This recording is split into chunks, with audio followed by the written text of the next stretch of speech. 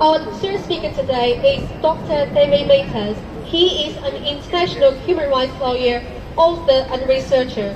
He has served the government of Canada in numerous positions, including as members of the Canadian delegation to the United Nations Conference on the International Criminal Court, and he has voiced the concern for forced organ harvesting of Falun Gong practitioners in China since 2006.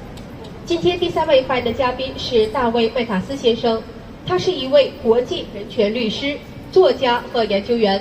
他曾多次为加拿大政府服务，包括作为加拿大代表团成员，参加联合国国际刑事法院会议。自2006年以来，他一直关注中国法轮功学员被强制摘取器官的问题。Let's welcome Dr. David MATAS.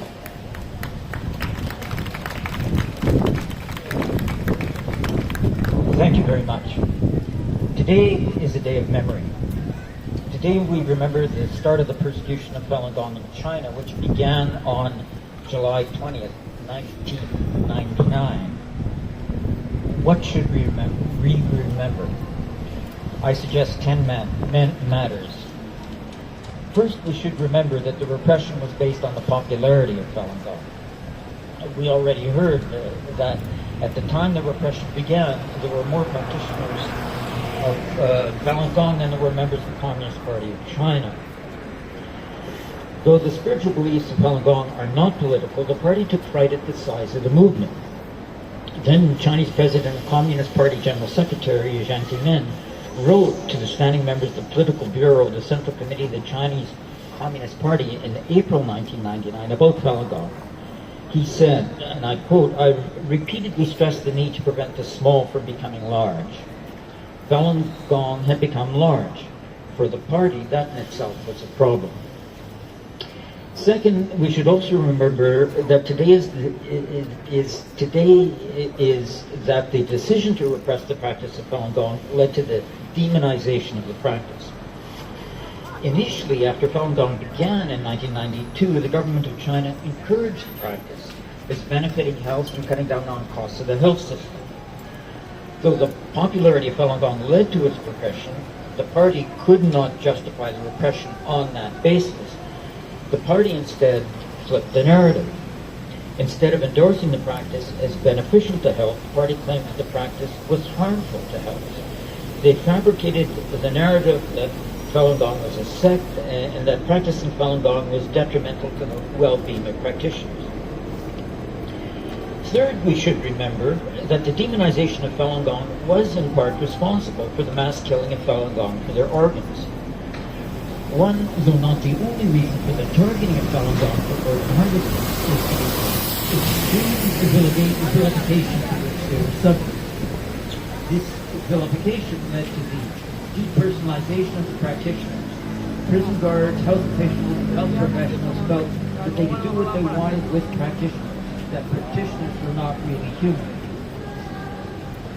Fourth, we should remember today that new technology leads to new forms of evil. Many technologies are developed with human benefit in mind.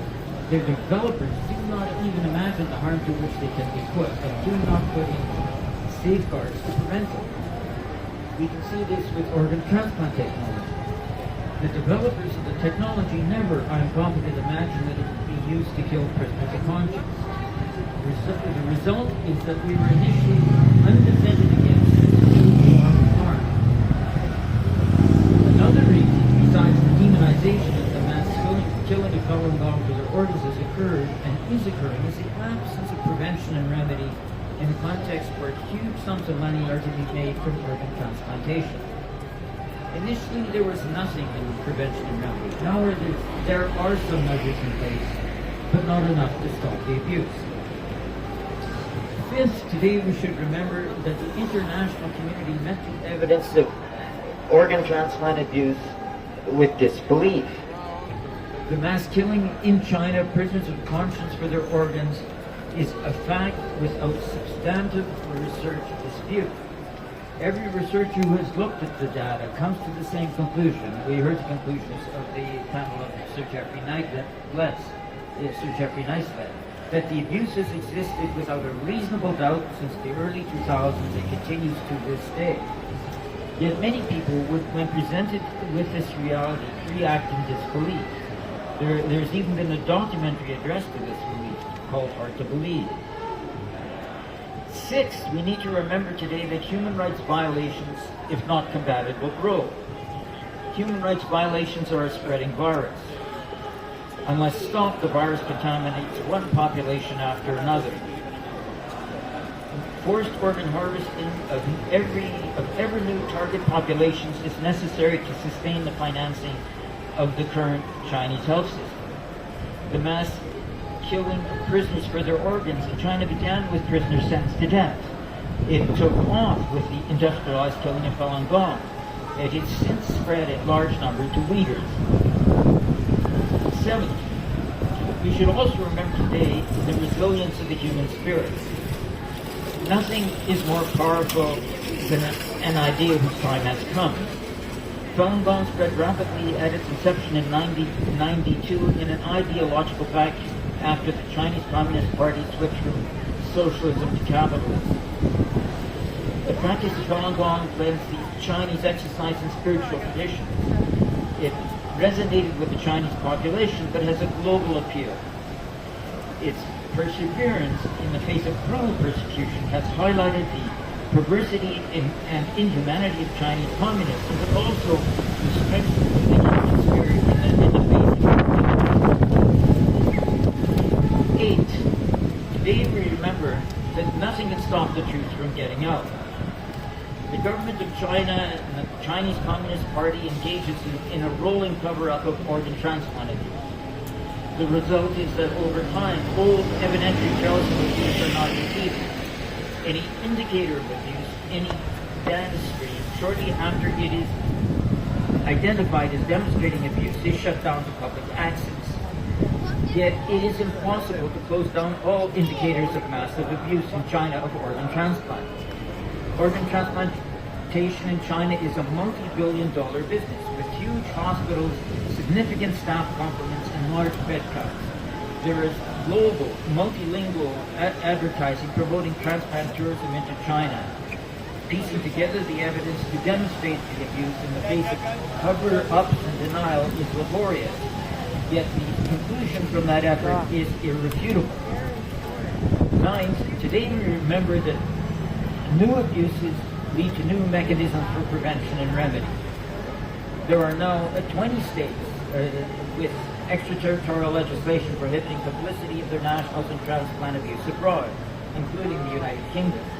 There's an international treaty, the Council of Europe Convention Against Trafficking in Human Organs, which requires state parties to prohibit this complicity. Slowly but surely, the mechanisms of prevention and remedy are being put in place. Lastly, today we remember both the Falun Gong victims of Chinese Communist repression and their victimizers. Jiang Zemin died in November 2022, but neither he nor any of the other perpetrators of the victimization of Falun Gong will be forgotten. Long after Chinese communist rule over China has disintegrated, Jiang Zemin and his accomplices will be remembered for what they did to practitioners of Falun Gong. When everything else about communist China is forgotten, the killing of Falun Gong for their organs will be remembered, because Falun Gong practitioners will still be here and they will not forget. Thank you.